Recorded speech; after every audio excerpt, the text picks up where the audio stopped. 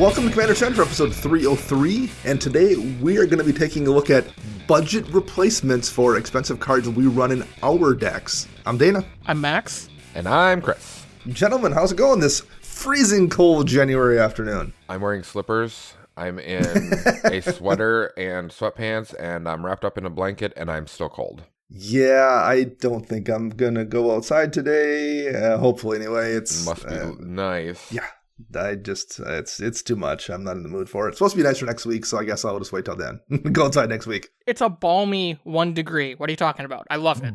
Balmy. I am not kidding. The guy that delivers my mail, the postal worker that does our mail, goes in shorts every day. He said shorts on every day this week, even when it's like 0 degrees out. Does he have robot legs like General Grievous? I don't know. And it's not like you see those dudes when you get that like kind of warm day in February or something when it's, in the 30s or something that wear shorts. I am not joking. This guy's had shorts on this week when it's 0 degrees all week long. It's been crazy.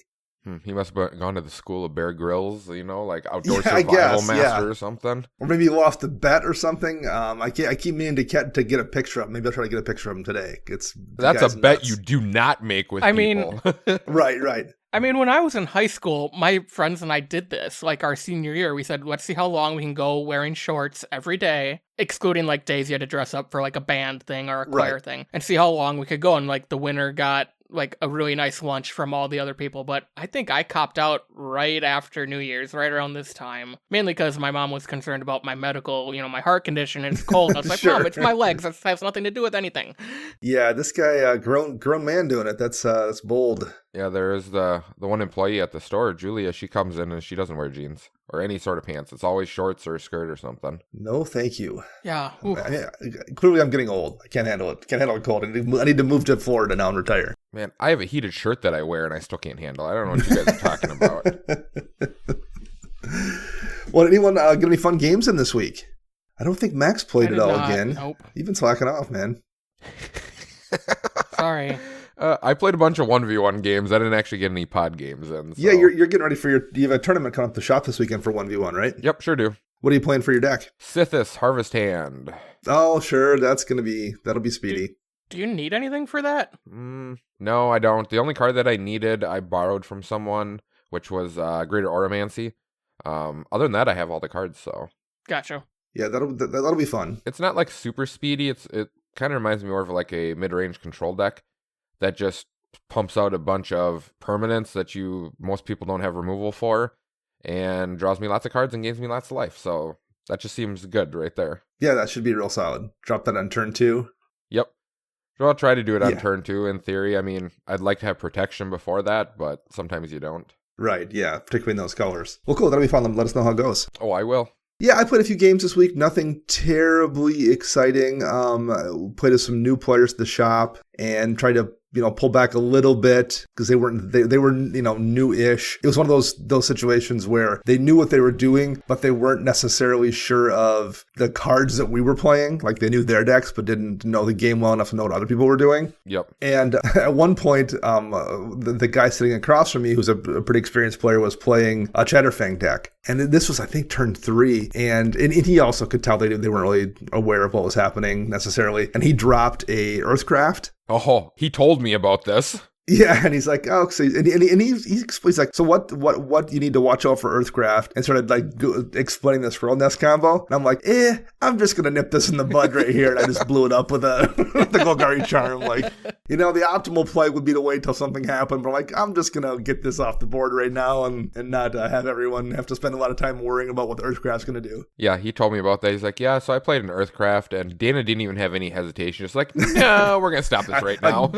Didn't let him finish saying Earthcraft, and I'm like, nope, that's going away. That was a rough game actually, because the two new players, but him and I just hammering each other back and forth. It was just like me throwing all my removal at him and him trying to get rid of me before I could keep all his stuff off the board. It was a pretty fun game. Dang Chatterfang. Yeah, Chatterfang is a lot. The worst part about it is that it's not like you have to pump up a lot of money into that deck. It just synergizes so well with it. Right, yeah. There's just not much you can do about it. Yeah, it's a pretty fair deck. You can, there's strong combos in it. You can definitely play it much more strong, I think, than he's playing. There's a lot of stacks elements you can run if you want to. But, you can just build a really, really good Squirrel token deck too that's effective, but like pretty fair. Yes. It actually feels a little bit like Max's Brago deck, where you can build it a lot meaner, but the way he's got it built, it's just a deck you have to watch the whole time, but it also feels like there's chinks in the armor too. If you need to deal with it, you can deal with it. So yeah, I kind of like that power level. So yeah, that was about it for games I knocked out. Max and I should get a whole bunch coming up here in Chicago, though, in the next week-ish. Yes, super looking forward to it. I plan on breaking in my new Rakdos deck, which is a lot of fun gold fishing, so I'm interested to see how it'll play against actual people. Nice.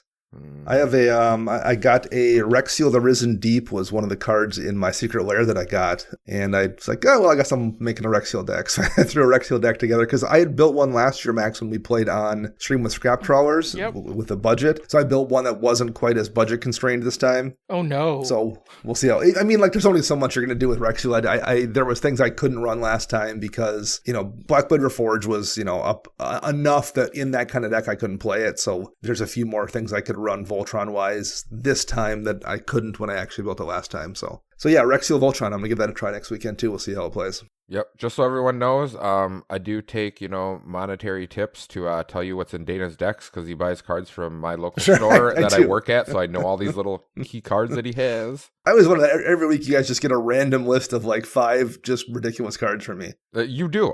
Every week. Like it pops up, it's like, oh, there's a list from Dana, and I'm like, oh, let's see what this is.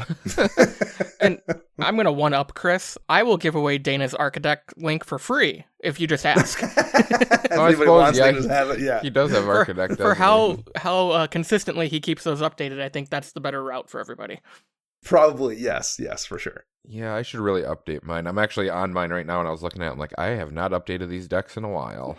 I think, didn't Max update one of them at one point, Max? He grabbed one of his decks and just put a list online or something? I did years ago for one of our episodes, yeah. I think that was back when I was still using deck stats. Yeah, I think so. I think you're right. Well, if anyone out there in listener land wants to share any fun games they played with us or ask any questions about our decks, how'd they go about doing that, Chris? Well, you can reach us on a multitude of social media platforms. You can find us on Twitter at CMDR Central. You can search us up on Facebook, CMDR Central. You can find us on YouTube by searching CMDR Central. And you can also find us online at cmdrcentral.com. You can also head over to patreon.com/CMDRCentral, check out our reward tiers such as a Dexy Play Show, or joining our community to chat and play virtual EDH with us. And we have a bunch of new patron supporters to thank and welcome today. So we want to say hello and thank you to Eternal Watermelon, Jermaine of Eberin, Mr. Anderson, and Asher Boyer. Thank you all very much for supporting the show, and thanks for everyone who supports the show, whether it's through Patreon or just by listening and clicking that like and upvote button. It does mean a lot. It goes a long way towards keeping our numbers up and letting us know just who out there is tuning in and listening and keeping the lights on so Max can wear pants and we can not be like my mailman delivering mail in shorts this cold winter afternoon. There's no icicle in the Dungeon of Doom today. Let's put it like that. Right. So I don't think there's anything really exciting with. Supposedly some bans are going to happen next week, but we haven't got those yet. And Commander might bans coming, or is it just the list is coming? The list is coming, but they have indicated there will be things for other formats. Was kind of a tease. So who knows what that is going to wind up meaning. In Commander, I'm guessing we'll get nothing again. I don't think anything is super egregious at the moment, so that might be pretty quiet. We also get Kamigawa stuff officially being released next week, so we might have a few things to talk about the show after that, since some stuff will start coming out, I think, actually this Friday. Did either of you see, and I don't know if this is real or fake, I saw on Twitter yesterday someone showing off a new secret lair that are all like the Kamigawa, like the original Kamigawa legends, so like Kikijiki, a couple humans, all done in the new like tapestry art. I'm not sure if it's real or fake, but it looked really cool if it's real. I did not see that. It honestly wouldn't surprise me if it was real. The amount of secret layers that come out, I can't keep up with them. So I did see that the unset got delayed till later on in the year. They had COVID issues with getting things printed, so that got pushed back until I don't think there's even an exact date till later this year, basically, some point. Oh well. So so that got pushed. That was really all I saw for interesting news this week, though. Yeah, I haven't seen anything neither.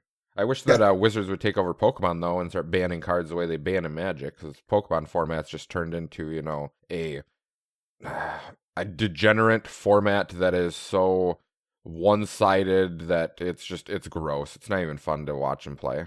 It's a mess right now? Yeah, it's like pretty much like one deck is the deck to play, and then if you're playing in the mirror match, you're sitting there pretty much like, it kind of reminds you of playing Storm versus Storm. You're just kind of puking stuff out, solitarying on your own side of the field, and then, oh, hey, I win type of thing. How has that impacted your sales stuff at the store so far? Is it like hurting people showing up and playing? No, not really. I mean, they'll still come and play, but like a lot of people complain about it on like league nights and all that. So they'll start brewing decks that are like way wacky and off, like cue for like winning just to tech against that one deck. So if they face anybody else, they're pretty much guaranteed to lose. But if they face against that deck, they actually have game. Okay. Interesting. That is not healthy for a format at all. Sure, for sure. Yeah, I did see, to go back to Magic for a second, I did see a lot of complaining about Luris, so I guess conceivably that could wind up being something that gets hit, but I'm not sure if that's, I guess we'll find out next week. For EDH maybe. Or like other formats? For Modern, for not EDH. I could see that maybe in Modern, because it's probably the only card that's annoying in Modern, because, like everyone's talking about Ragavan and Urza Saga and stuff like that in Modern, but no, it's Luris that caused an issue because, you can bring back your Ragavan, you can bring back your Mishra's Baubles, you can do all that, just having a Luris on the battlefield, which is highly aggravating. Yeah. So I guess we'll find out before not too awful long here. Like I said, I am guessing Commander probably doesn't get hit with anything really at all. They should just throw a ban out there on that stupid little goblin. Just get rid of him. Make everyone happy. It's enough of a problem, you think, in Modern? No, for Commander, the 2-mana Dockside Extortionist. Oh, yeah, that one. I opened a can of worms with that one. Watch all the hate, for sure. The hate come in. Yeah, I mean, like, if anything got hit, it would be Dockside. I don't foresee it happening. But I mean, if something got dinged, it would be that. So I guess by the time we record next week, we'll know for sure. Yep. I don't know what's the most popular 5-color commander right now. I mean, they got rid of Golos last time. Let's just move on to Kenrick. Maybe Kenrick gets dinged this time. Yeah. Also, I would not bet that's going to happen either. Neither do I. That's the case. So we're going to talk a little bit about what we would replace cards in our decks with for budget replacements, and we're just choosing our deck to give like a real world example here. Because you need some place to start. There's just a gazillion expensive cards, so we figured we might as well talk about ones that actually get played in our decks and give people options, because people sometimes ask for deck lists. Max is threatening to give away my not that secret architect list anyway, which is really easy to find. It's literally under my name. But I have had people say that before, like, I like this deck, but there's these 6 cards in it that are very expensive. Like, well, there are replacements for those cards. Maybe they're not as perfect, but you can just replace them with anything. But if you want to replace them with cards that are relatively close, you can do that. We talked about Earthcraft earlier. Crypt with Rights isn't a perfect replacement because it doesn't work with Squirrel Nest, but for the other things Earthcraft does, Crypt with Rights is a pretty close replacement if you're just using it for a mana ability. So there's things like that out there, and we're going to go over some of the specific ones in our decks. And I guess I can start here first. The first one is Rhystic Study that I'm going to talk about. It's over $30 now, which is insane. And that's the cheapest version, and that was recently reprinted in a secret lair. The other ones are closing in on $40. Even the list one, or the one that came out of, not the list, but Jumpstart? Jumpstart. I knew it was one of the supplemental sets. I looked. I checked the prices on these all today. So it was the cheapest one was like $31, I think. Wow. Yeah. So I'm running it. I am only running Rhystic Study in one deck currently right now, which is just a rule I set for myself. I think every blue deck is probably better with Rhystic Study. It's also a super annoying card. So like, for that reason, I've just limited myself to running one Rhystic Study. It's in one deck, and if I want to put it in a different deck, I'm going to have to take out of the deck it's in. So that's just my personal rule. It's in my Sphinx Tribal deck, my Asperia deck. If you're looking to copy that deck, that is one of the most expensive cards I have in it, aside from, I think, the Tundra, which obviously you just replace with any dual land. If you want to replace Rhystic Study, though, there are a few options that do a similar thing. Now, 2 years ago, I would have just said put Mystic Remora in that slot. You know what? I want to go back 2 years in time and see you, because I remember bringing this up to you saying, hey, stop recommending Mystic Remora. It's going to turn into like a $30 card.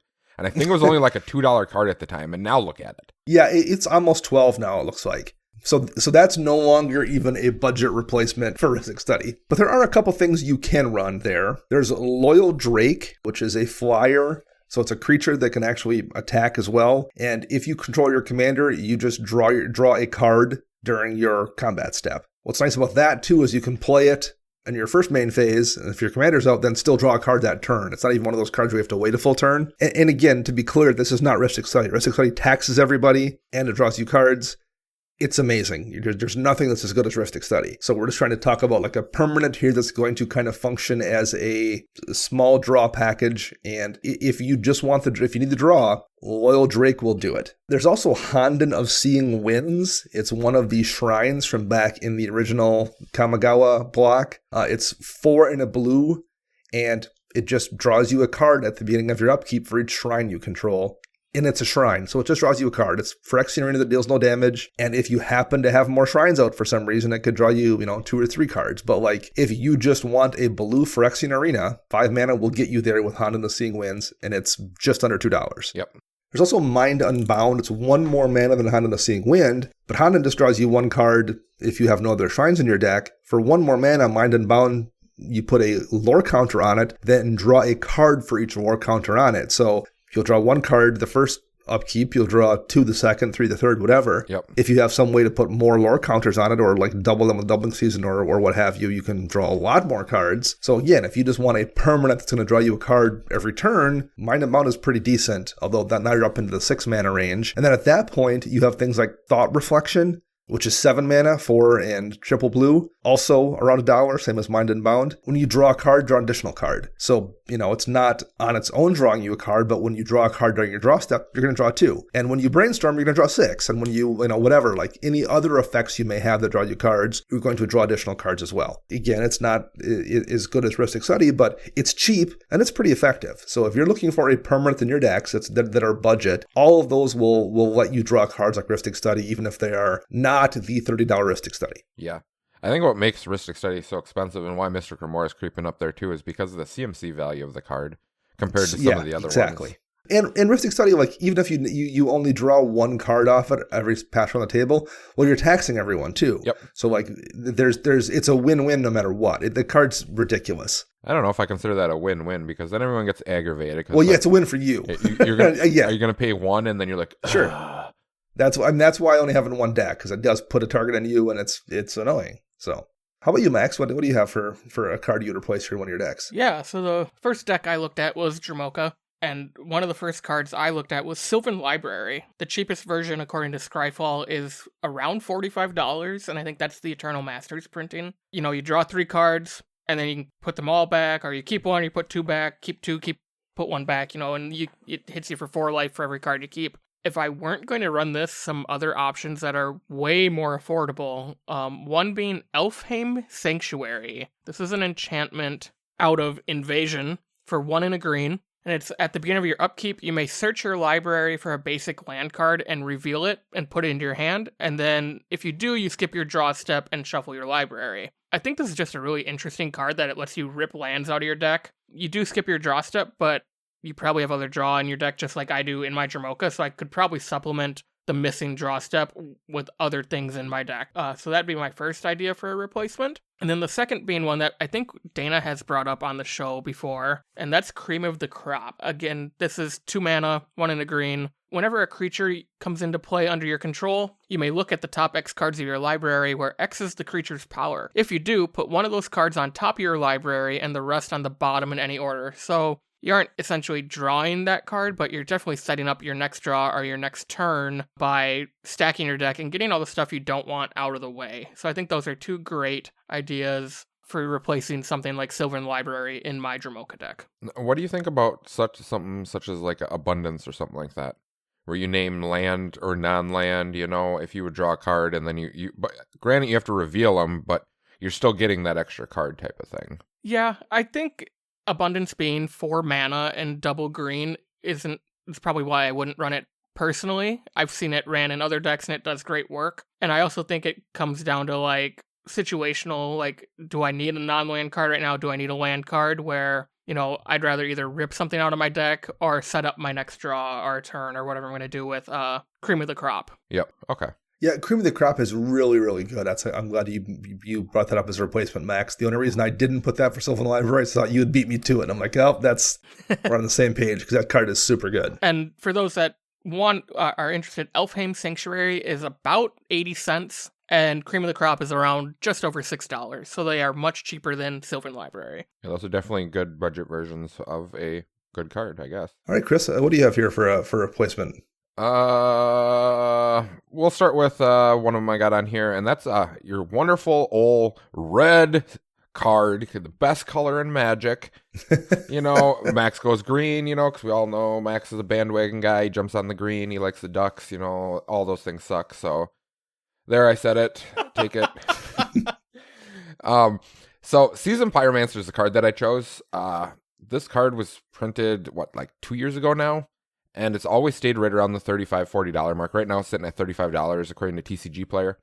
And I looked into this card, like good replacements for it, and I actually found this hard in red itself. Now, there's definitely a card that can replace it close enough if you're playing Rakdos, and that's Rix Maadi Reveler. Rix Maadi Reveler is a 2-mana creature that is a 2/2. 1 and a red. So right there, it is red, whatever, but it has a spectacle cost for Rakdos, which is 2 colorless, a black and a red. And for those of you that don't know, spectacle is if you dealt damage to an opponent this turn, you may cast this card for its spectacle cost. Now, when it enters the battlefield, you can discard a card and then draw a card. Now, if you cast it for its spectacle cost, you instead discard your hand and draw 3 cards. Whereas Seasoned Pyromancer is you discard 2, draw 2, make tokens and all that, Nothing can replace the dual effect of it. But I think Rix Maadi is probably one of the closest types of cards that can give you, most amount of card draw off of a creature entering the battlefield. The other one I had was Azra Blade Seeker, which is a 3-mana 3/2 out of Battle Bond that reads, when it enters the battlefield, you and your teammate, or whoever's on your team per se, get to each discard a card and draw a card.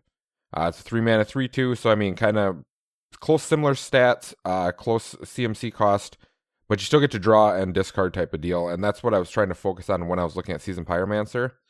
The price for both of those cards, Azra and Rix, are both, under like the 50-cent mark, which is huge bonus, if you're looking at price per se, but yet you're stuck within, not quite as good as what Seasoned Pyromancer is. Those seem like pretty reasonable replacements there, for sure. The next one I have here, land tax is, as always, super expensive. And it's a white enchantment for a single mana, and during your upkeep, if someone has more lands than you, you can go get a couple of basic lands and put them in your hand. So you just never miss your land drops with land tax, which is probably why it's in so many decks. 1 mana, that's a ridiculous effect. Normally, again, like the Mystic Remora thing, I would have recommended Tithe from back on, I think, Visions. 1-shot effect to do a similar thing at instant speed. Except Tithe is like a $30 card now. Archaeomancer's Map kind of, would work to fill in the blank there, but that's still like $14 and needs a reprint or 2 to hopefully come down, and that's, I haven't had one yet. Endless Horizons maybe, but that's over 10. So none of those probably qualify, even though they all do a similar thing. So then we're looking at, I think probably the best single replacement here would be Gift of Estates. It's had a couple of reprints. It was in a commander deck. It was in one of the mystery boosters. So it's under $1 now, particularly since we got a Strixhaven Mystical Archive of it. And it just says that if an opponent controls more lands than you, search your library for up to 3 Plains cards, reveal them and put them into your hand. And it's not basic Plains cards, it's Plains cards. So you can get anything with the Plains typing. You can get like a Mistveil Plains, you can get a dual land that has the Plains typing, whatever. It's only 1 and a white too, and granted it's sorcery speed, but that's pretty decent to make sure you hit your white land drops and hit your next couple. No, it's not as good as, as land tax, but like that's a pretty reasonable card for that cost. There's a few creatures that do kind of a similar thing, some of which put things directly into play. Core Cartographer, Knight of the White Orchid, Loyal Warhound, Restless Explorer all do different variants on that. You have Keeper of the Accord that kind of lets you do a catch-up thing as well. So there's a few creatures that do something similar. The closest direct replacement, though, I would say probably Gift of Estates, that gets you 3 Plains, which is just like land tax does. So even then, you have a little bit of interaction with one of the things you see with land tax a lot of times is Scroll Rack, where somebody will be able to use the Plains they didn't want from the land tax, put them back on top of Scroll Rack to get a couple different cards they do want, and then next turn it gets shuffled all away when you use your land tax again. Yep. Well, Gift of Estates at least puts 3 planes in your hand if you want to scroll rack down. It's not the same interaction, but it's, that's all right. So yeah, Gift of Estates for under $1 for that Strixhaven Mystical Archive version, I would say is probably the closest replacement there, and I would not feel bad running that card at all. No. We'll go back to you, Max. What do you have for a replacement here? So my next one is, I think this is on Dana's list as well, but the Great Henge. Yeah. Cheapest non-foil copy I could find on Scryfall was $45. Oof. So when I was thinking about the Great Henge, this card does so much. It taps for mana, it gains you life, it draws you cards, it makes your creatures bigger. So for my replacement, I focused on what I would want out of a replacement for it, which of those 3. So I'm thinking I would replace it and go back to using Frontier Siege. 2 mana, 2 green, enters the battlefield, choose dragons or cons. One of them makes you 2 green mana at the beginning of each main phase, and the other one does something I don't know, because I've never chosen that mode. Oh, whenever a creature with flying enters the battlefield under your control, you may have it fight target creature you don't control. Yeah, I never use that mode. So my idea is being that, okay, so for 3 and a green, you cast this during your first main phase, you go through combat, you make 2 of that up. So this is essentially 1 and a green as well. And then moving forward every turn, you get 2 mana at the beginning of each main phase. It's so good, and I used to run it, and I cut it for something, and now the Great Henge is in there. But if you can't afford a Great Henge, you can't trade for a Great Henge, and you just really want 4 additional mana every turn, Frontier Siege is a great pickup at 50 cents, because it was in a Commander Precon. I remember when everyone used to play Frontier Siege. I mean, it was everywhere, and now you don't see it at all. And I'll quick note here, Max was looking at this kind of from the mana perspective. My replacement I had for the Great Henge, and actually also Guardian Project, because that's not cheap either, Nope. was Beast Whisperer, which is relatively cheap. It's gotten enough reprints now that it's down to around $3. So when you play a creature spell, draw a card. So if that's the thing you're looking for most from Great Henge and Guardian Project in particular, Beast Whisperer is a really nice substitute there to kind of get you that similar effect at a bargain price. Yeah, with the cast aspect. When I saw those cards too, I was thinking, well, there's like Garrick's Uprising and the other one, and I'm like, wait, no, those are ETBs, and they're limited to creature power in order to get the card draw. But that's still, all of those are really good together. Garrick's Uprising is a really decent card too. So, Chris, what do you have here? So this one's not on my list. So this one I actually saw as I was scrolling through everything, and I was thinking about, I run a Dark Confidant in my Alesha deck. And Dark Confidant has slowly been creeping up in price again. It's back upwards of like the $40 mark again. And I was thinking hard, what replaces something like this? And I actually forgot that I had found a direct replacement for this card. And that is an enchantment called Dark Tutelage. Dark Tutelage is a 3-mana enchantment that has the exact wording of Dark Confidant, where at the beginning of your upkeep, reveal the top card of your library and put that card into your hand, and then you lose life equal to the converted mana cost of that card. So you get an enchantment, which is, as everyone knows, harder to remove than a creature is. And it is way cheaper on the monetary scale at being like a $1 card compared to a $40 card. So, I mean, direct replacement right there, very good. I don't know how many people actually play Dark Confidant anymore, but I still think that, people should be playing cards like that because card advantage is huge in EDH. So if you're looking for that, nice little cheaper version of it, I would definitely look at Dark Tutelage. Completely agree. And in one of the things that was important about Dark Confidant in other formats was the 2 mana, or excuse me, the 2 power on it was relevant. It's much less important in Commander. Like you can the switch to Dark Tutelage is much less of a big deal in Commander than it is elsewhere. Unless you're playing Dana, then the 2 power definitely matters. Right. Going at 2 life, for sure. So I run Teferi's Protection in multiple white decks. And I just got lucky and opened one again. Chris, before I left the shop on Tuesday, I grabbed a Strixhaven booster, and it had a nice Mystical Archive Teferi's Protection in it. So for my next white deck, I've got one right there as well. Very nice. Yeah. But there's no perfect replacement for it. It's an expensive card, and it protects you and it protects your board state too, and nothing else quite does that. But there are some things that kind of halfway get you there. Ghostway, however, is no longer one of them. It's $13. It's a way to blink your creatures out till end of turn, so it's a way to dodge board wipes, dodge removal, but it's $13 now. My bad. Yeah. Holy cow. Max runs it, yeah. I do not know, but yeah, so it's up there. However, Eerie Interlude, which functions very similar to Ghostway, except for you have to pick the targets you're blinking with it, Eerie Interlude's still $2. It's like if you're looking for a way, if your primary concern is saving your board state from someone else's attempt to destroy it, your interlude will do so. And the nice thing about it is it also procs enter the battlefield effects when those creatures come back into play. So it's not really ever a dead card. You can use it to save your stuff, and if you desperately need to, blink something that you have out, blink that Sun Titan or whatever to get one more recursion effect off it, you can do that. It's a really solid card, as was Ghostway, and it's a way to kind of save your board like T-Prot does. Because most of the time, I that's what I tend to use Teferi's protection for, is saving my board. It doesn't save all your stuff, but it saves a lot of it. Yes, it does. Wow. Okay, I should play that card more often. Yeah, I mean, it's really, really good, and that's why it's, $40. The other one I actually quite like, and it's just $2 still, is Cosmic Intervention. That was back in the Kaldheim Commander decks. It's 3 and a white, but it has a foretell for 1 and a white on it. So you can foretell it and then just leave it sitting there until you need to use it for just 2 mana to actually cast it then. And instant speed it says, if a permanent you control will be put into a graveyard from the battlefield this turn, exile it instead and return it to the battlefield under its owner's control at the beginning of the next end step. So it's not just your creatures. Anything, if someone board wipes, you just cast Cosmic Intervention and exile your stuff, and end of the turn it all comes back into play. So again, you get a end of the battlefield effect if you want to, and it also isn't just creatures. It'll save, your enchantments, your artifacts, lands, whatever is getting destroyed, it will bring them back. And if you're desperate enough, you can use it for things like a fetch land. Put a fetch land out, crack Cosmic Intervention, crack your fetch land, it gets exiled, you go get your land off and put it into play, and at the turn your fetch land comes back into play. Yeah. Interesting. I never thought about it like that. Yeah. And the thing is too, it's until the end of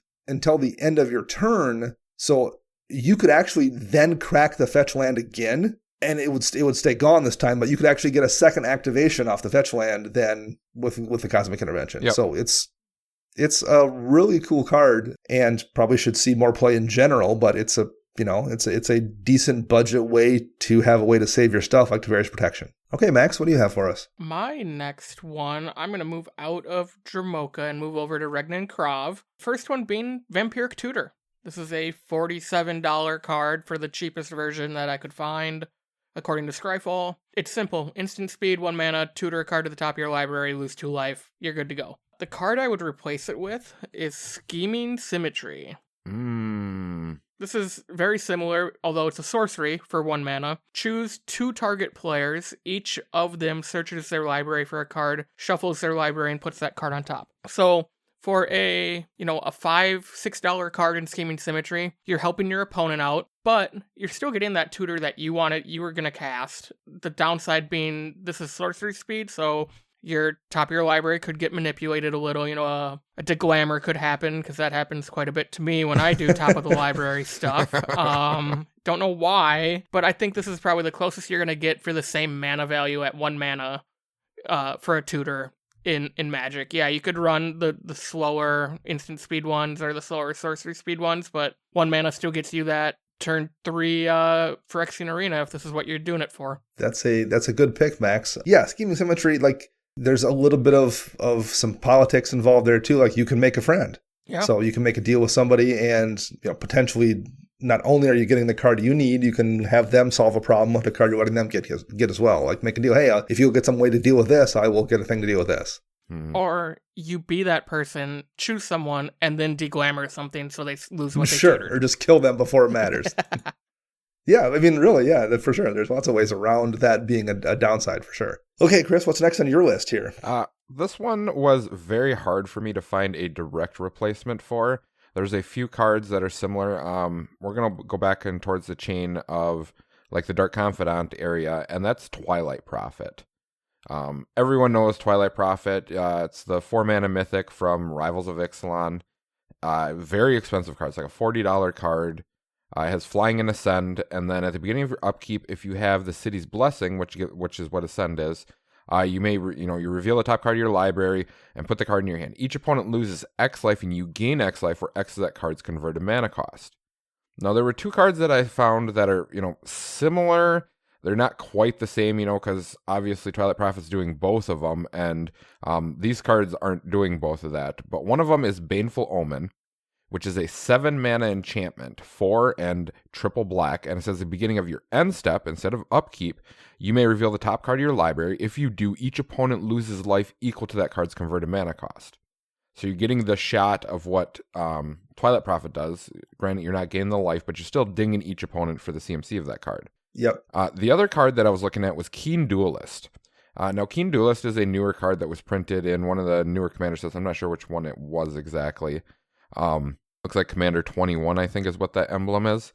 I think so. I think it's in the black-white deck. Okay. It is a 2-mana 2/2 that reads, at the beginning of your upkeep, you and target opponent each reveal the top card of your library. So then you and that player each lose life equal to the mana value of the card revealed by the other player, and then each of you put that card into your hand. So you're getting the card draw and dinging one person while, yes, you're getting dinged back. I think those are probably the two closest replacements. Both of these cards, they're not super expensive. Keen Duelist is $1, and Baneful Omen is right around the $1 mark too, I do believe. Yeah, like 75 cents. So, I mean, in the monetary scheme of things, they're right around the same thing. Something to look at. I'm not sure if it's, really something that would directly replace Twilight Prophet. But when I was going through my decks, Twilight Prophet was one of the first ones that jumped out at me as this card is way more expensive than it should be, and it needs something to replace it if you can find it. Well, and Keen Duelist kind of would also technically function as a replacement for Dark Confidant. Your Dark Confidant too, yeah. Yep. Yeah, that, and I mean, granted, we don't like helping out our opponents and all that stuff, but along the scheming symmetry line is you usually choose the player who's way behind, and it's like, well, I'm getting a value because I'm going to smack you for damage too to give you a card. So, right. It's always good. And a lot of times, this would backfire on me. I'd be like, yeah, I'll Keen Duelist you, and they flip a Blasphemous Act, and I'm like, well, that's just wonderful. I love this. Right. Yeah, that's a really, really good card. And unlike some ones, that's not the kind of card where I would imagine you're ever going to see showing up elsewhere. It's not going to, demand isn't going to suddenly spike from other formats for Keen Duelist the way sometimes you see from Commander cards. Yes. So, yeah, good pick. So I have kind of an odd one here, but I do kind of like the card, and it's to replace Mox Amber. I have Mox Amber in two different decks. Once upon a time, it was reasonably priced right after it. Well, so it came out and it was a little bit hyped, and people then got mad about it, and it's not really a Mox, and the price dropped off, and now it's back up to over $30 because it isn't a Mox like the original Moxen, but it's still a pretty decent card in a lot of decks, and as a result, it's closing in on almost 35 right now. A close budget replacement, and I guess there's things like Lotus Petal that is a 0-drop, and you can crack it one time and use it. That's still like a $20 card though too, isn't it? The cheapest versions of Lotus Petal though are still, I believe, over 10. Yeah. Ugh. The one I would suggest that probably most closely gets you there is Jeweled Amulet from way back in Ice Age, and it's just over $2 right now. It's 0 mana for an artifact, comes into play. You have to spend 1 mana, and you tap it and put a counter on it. And you can only do this if there are no counters on it, no charge counters. And the next turn, or whenever it's untapped, you can tap it to remove a charge counter from it and add a mana to your mana pool. So it winds up being every other turn you can use it for a mana, and you have to charge it up the previous turn, but it costs nothing to drop, and you don't have to put the charge counter on it during your turn at sorcery speed. It can just be a mana sink at end of turn. Well, I didn't have anything else to do with this mana. Before I untap, before the end of the previous player's turn, I'm going to put a charge counter on it, and now you've got it as a mana source on your turn.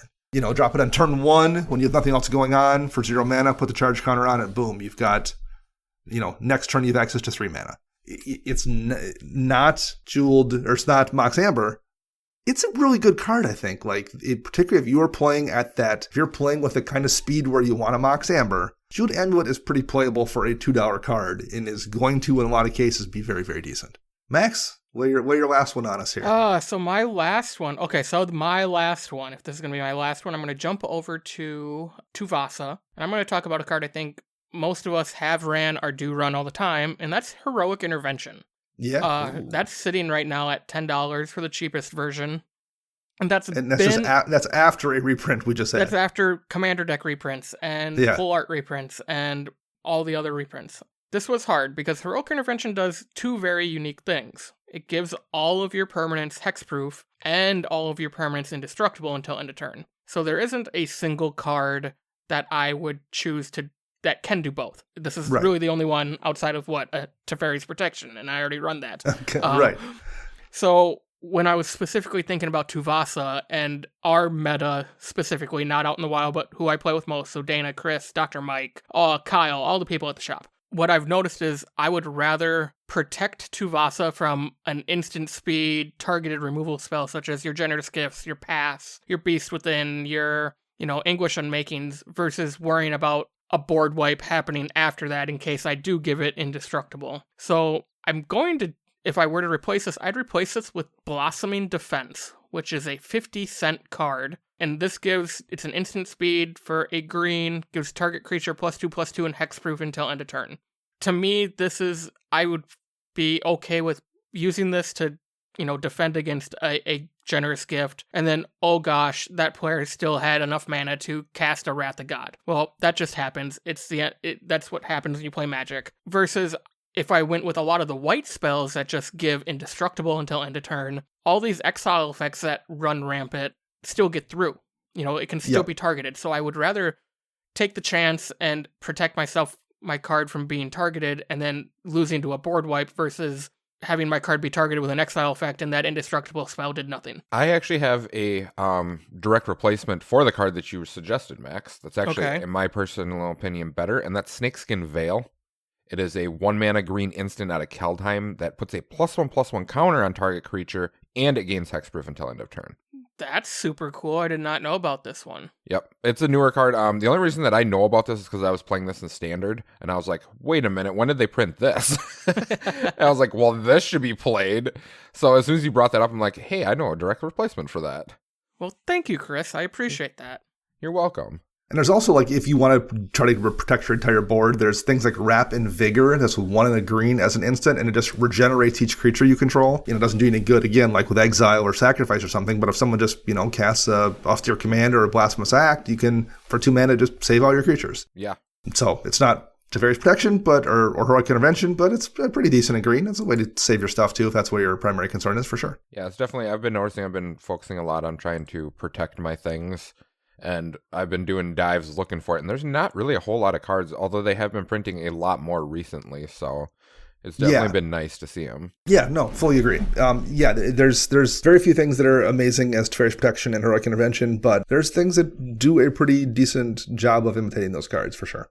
Those are the personal examples we have of things, and we could, just go through every one of our decks and grab every $20 card and just be like, you could run these instead. So hopefully that kind of gives you a bit of a start at what you can do, because if you look at our decks, it tends to be just these 3 or 4 cards that screw up the price on most of them. Land base, I guess, sometimes, but land base has gotten way easier the last few years. We've gotten so many new dual land cycles that it's really easy to build a pretty good mana base, even if you don't want to spend more than $5 or $6 on your lands. You can do a pretty good job nowadays, particularly if you're playing just 2 or 3 colors. They've just given us so many new options. Yeah, and I've seen a lot of people pulling away from even dual lands, just playing more basics in general, because the overall scheme of the game, you're gonna hit your lands. You have your land tutor, so you don't need the specialty lands, because it doesn't actually set you ahead, because you're not playing in a competitive format where I need everything on turn 3 to be set up perfectly. It's like, no, that's not how you're playing. So, you don't have to go hardcore into that kind of stuff. There's just so many good duels these days, so many good mana rocks, that part's way easier without getting super expensive. And once you start swapping out those couple of Teferi's Protections and the, Heroic Interventions and those couple cards, it gets way easier to get a deck down to a much more budget-friendly range. So yeah, that's hopefully a head start, and it give people some ideas out there for what you can do to make it a little bit easier when you go to brew your next list. Keep prices a little bit more in check. All right, that is going to wrap up episode 303 here of Commander Central. I am Dana. You can find me on the Twitter birds at Dana Roach. You can find Max at CMDRCentral_Max, and you can find Chris at WiseSquishy1. Our show is edited by Rafael Garcia. You can find them on the Twitter birds at Ursa Bear Walker, and our podcast theme is Retro Future Dirty by Kevin MacLeod, licensed via Creative Commons. We will be back next week with a new show. Until then, I am Dana. I'm Max. And I'm Chris.